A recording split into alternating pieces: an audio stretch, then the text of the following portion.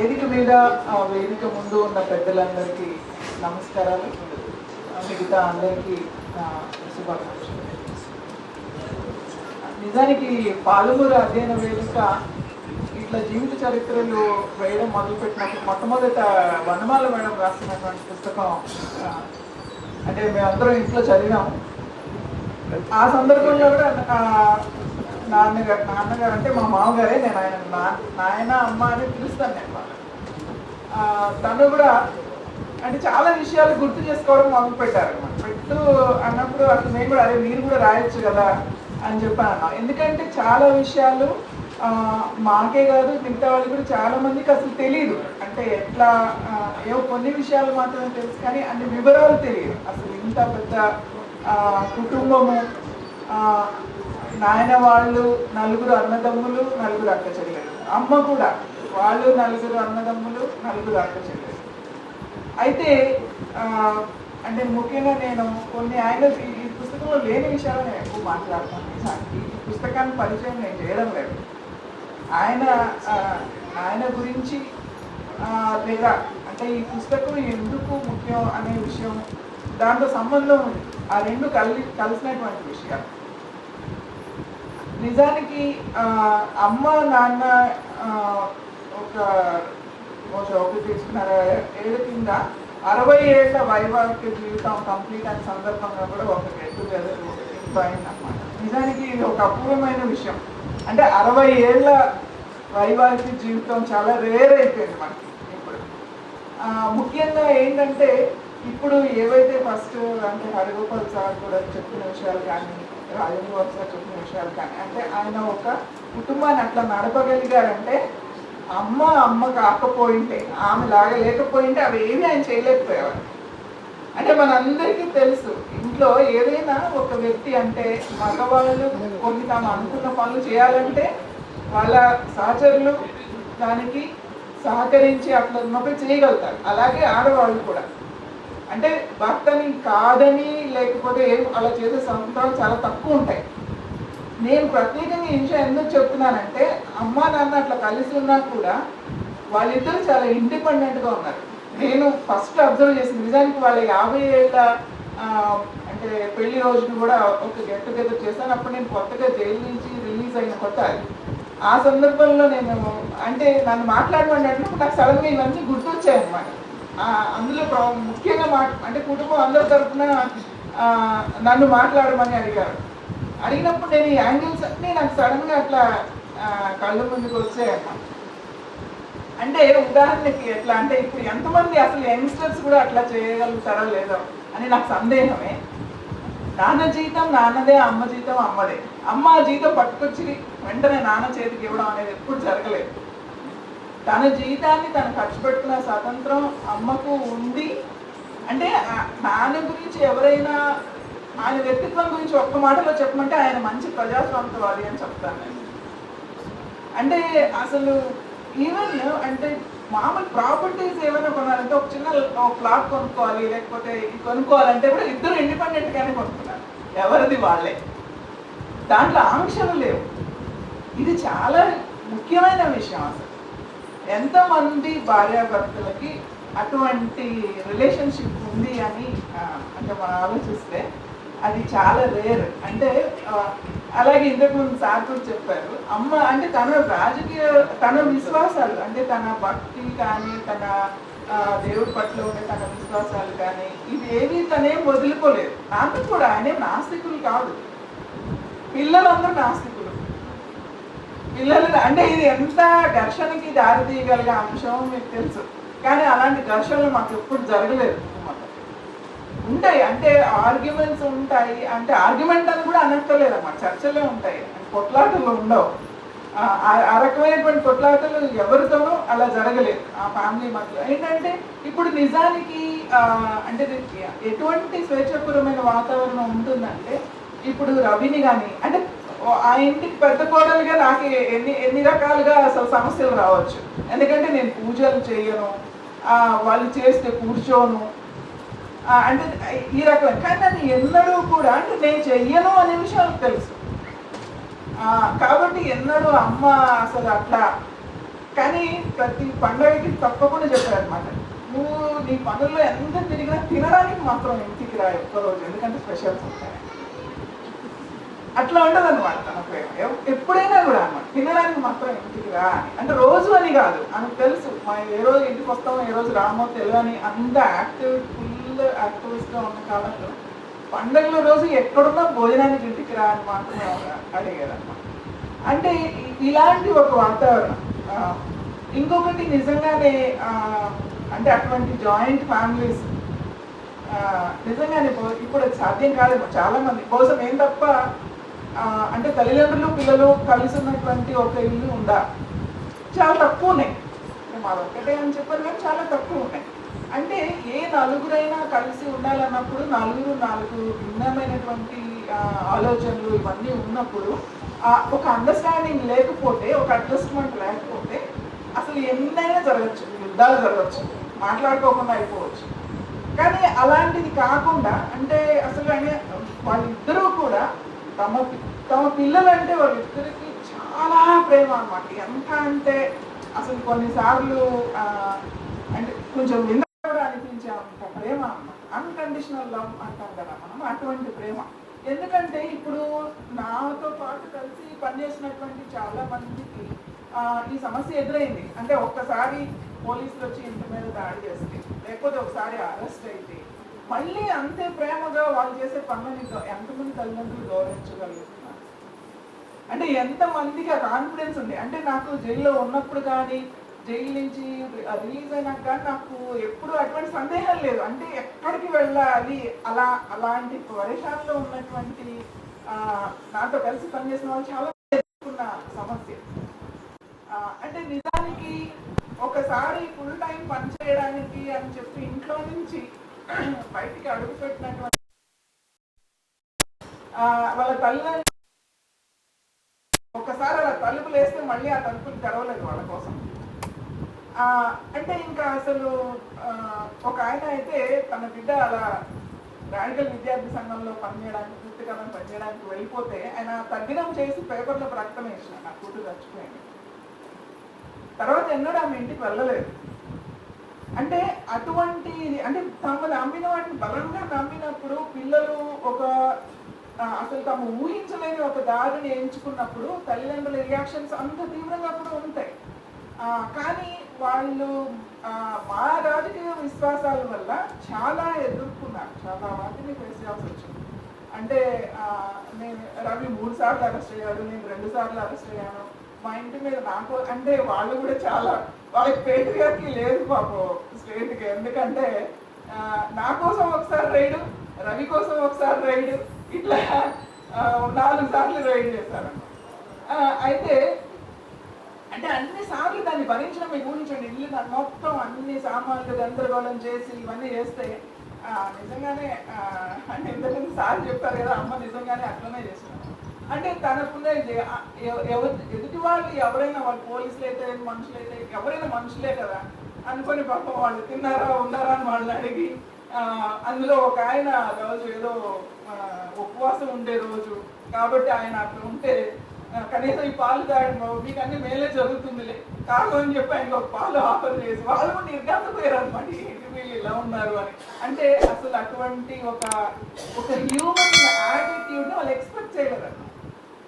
దాంట్లో వాళ్ళు గౌరవంగానే అంటే అసలు వాళ్ళు మమ్మల్ని రివర్స్ అంత పెద్దవాళ్ళు ఉన్నారు, మీరు వాళ్ళు ఇంత ఇబ్బంది పడతారు, మేమెక్కడ ఇబ్బంది పడుతున్నాం, మీరు ఇబ్బంది పెడుతున్నారు, మీరు నేర్చుకోవాలి ఆ విషయం, మీరు ఎందుకు ఇబ్బంది పెడుతున్నారు మరి వాళ్ళని అని చెప్పి నేను వాళ్ళని అడిగాను అన్నమాట.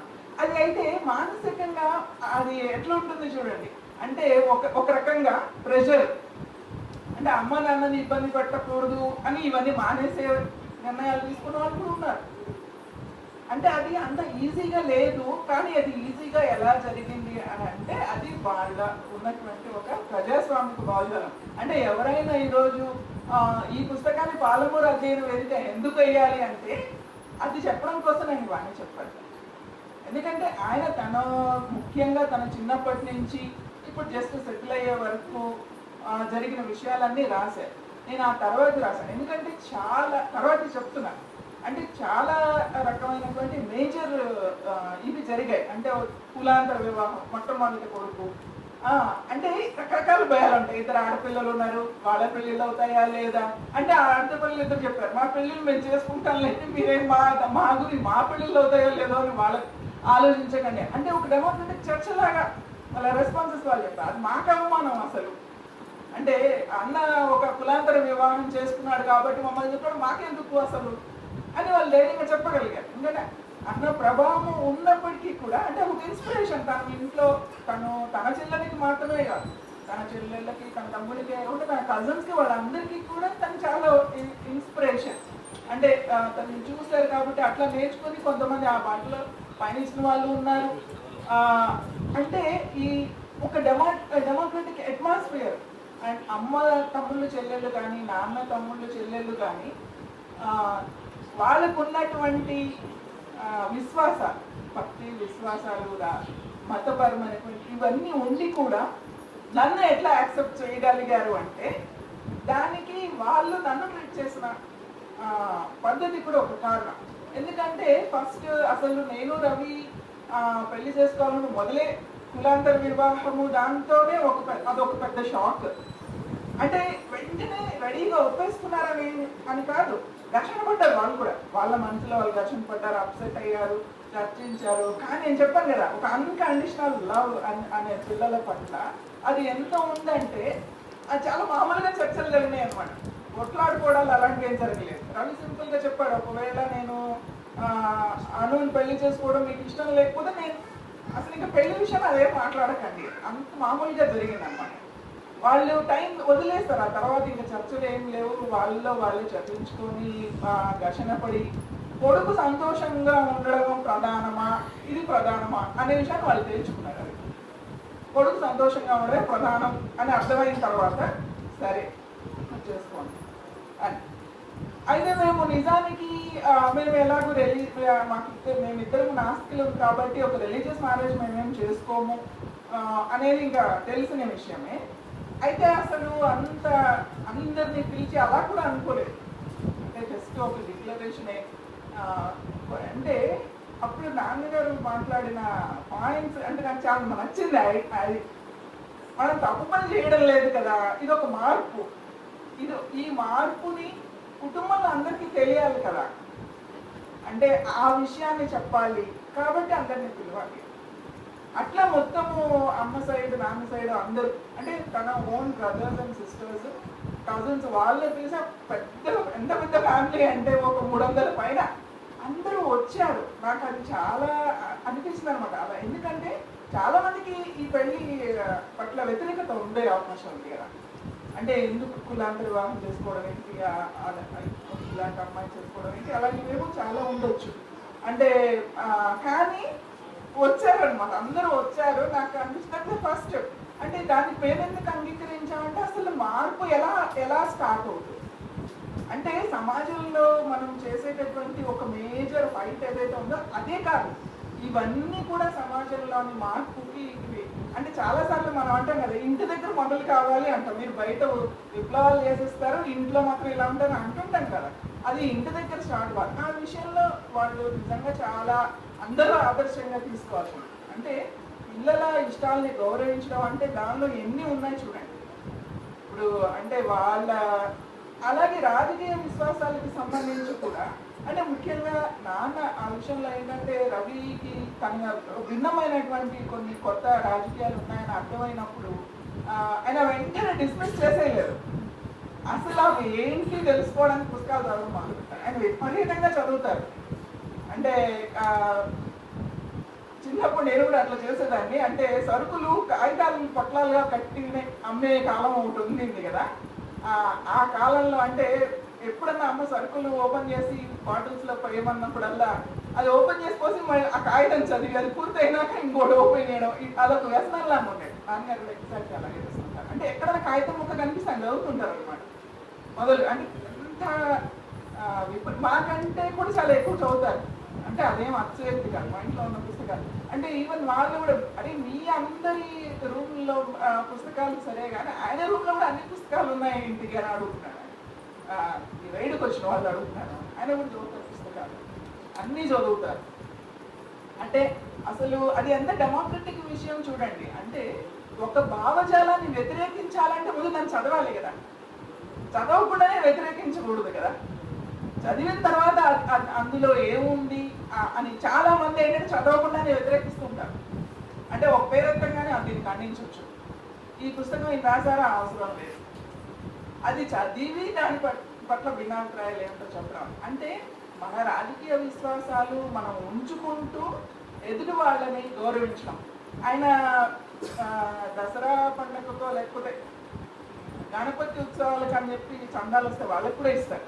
రాడికల్ విద్యార్థి సంఘం మీటింగ్ పెడుతున్నామంటే చందా ఇస్తారు.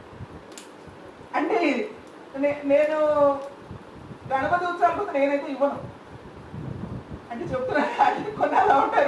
నాకు అనిపిస్తుంది అరే నిజమే కదా, అంటే ఈ రకంగా ఉండడము అంటే ప్రజాస్వామికంగా ఉండడం అంటే ఇది కదా. అంటే చాలాసార్లు మనకి ఇంట్లో ప్రజాస్వామికంగా ఉండడం అంటే చాలా మంది అప్లై చేసుకోకుండా అంటే అదేదో అమూర్తమైంది కాదు. డెమోక్రటిక్గా అంటే ఇలా ఉండొచ్చు అనడానికి ఈ ఫ్యామిలీ ఒక ఉదాహరణ అనుకుంటాను.